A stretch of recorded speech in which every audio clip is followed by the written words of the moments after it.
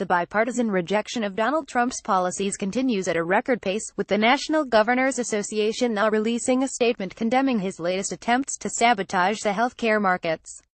The Trump White House recently said that they will end cost-sharing payments to insurers, an unnecessarily cruel move that will do no good and only cause harm and chaos in insurance markets.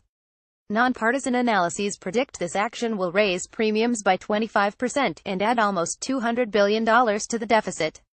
The NA, representing governors from red, blue, and purple states and speaking with a collective voice on national policy, put out a blistering statement condemning Trump for abandoning his fundamental responsibility to ensure stability in the healthcare markets. The statement went on to say that Trump's boneheaded decision will create instability. We are deeply concerned that the administration has declined to continue these payments, further increasing uncertainty for state marketplaces. The NA is chaired by Nevada Republican Governor Brian Sandoval, who continues to speak out on his own about the havoc that this decision will bring about.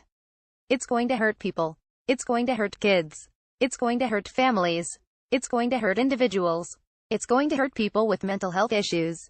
It's going to hurt veterans, Sandoval declared. It's going to hurt everybody. And it is not only governors who are speaking out. The head of the American Medical Association, Dr. David O. Barb, said that ending cost-sharing subsidies will increase uncertainty, and that in the end, our patients will ultimately pay the price. There is bipartisan agreement in Congress that this move by the Trump administration will be harmful to constituents around the country.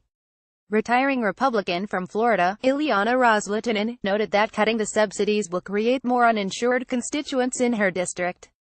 Cutting healthcare subsidies will mean more uninsured in my district, and POTUS promised more access, affordable coverage.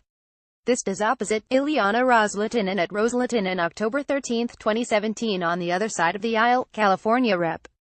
Ted Lieu rightly called Trump's actions spiteful. Let's be clear, at real Donald Trump is intentionally hurting millions of Americans out of spite.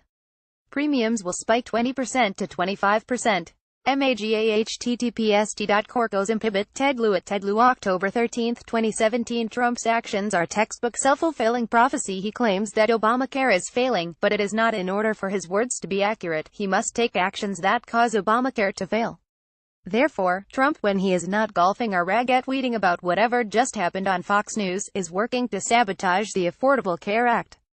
Through executive orders that weaken plans, anti-women policies that cut off access to birth control, and late-night decrees that will price millions of people out of coverage, Trump is determined to wreck one of the most successful social programs in generations. And Republicans, Democrats, and Independents are all speaking out loudly against his cruel actions.